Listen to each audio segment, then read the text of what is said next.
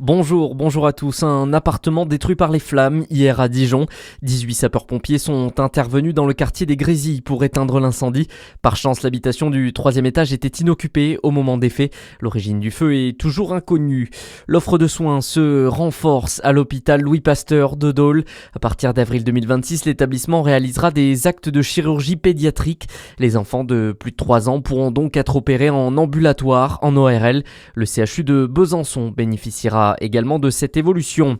PlayStation, Atari ou encore Mega Drive, c'est un dimanche consacré aux férus de rétro gaming prévu à la salle des fêtes de Rouvres-en-Plaine en Côte d'Or.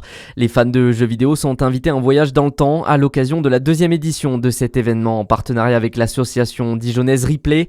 Au programme, une vingtaine de consoles, PC, bornes d'arcade et animations pour petits et grands. Dans le reste de l'actualité, premières heures de discussion sur le budget et premier revers pour le gouvernement. Les députés ont notamment rejeté hier le gel du barème de l'impôt sur le revenu qui aurait conduit 200 000 foyers supplémentaires à payer cet impôt.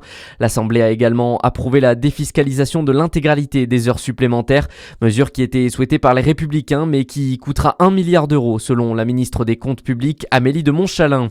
Les efforts se poursuivent pour rapatrier les dépouilles des 13 otages encore retenus à Gaza. C'est ce qu'a assuré hier le secrétaire d'État américain Marco Rubio en visite en Israël. Dans le même temps, de nouveaux rassemblements étaient organisés pour demander le retour de ces otages. Un mot de sport, foot d'abord avec l'élimination de Dijon au 6e tour de la Coupe de France. Défaite amère 1-0 face à Is-sur-Tille, pensionnaire de Régional 1. Une rencontre marquée notamment par un envahissement de terrain et la liesse des supporters. Et en basket, deuxième succès en élite pour la JDA qui s'est imposée hier face à Strasbourg, 95-89. Menés de 14 points, les Dijonnais ont renversé la tendance pour finalement l'emporter. Prochaine rencontre prévue samedi prochain face à Bourg-en-Bresse. Bonne journée sur Fréquence Plus.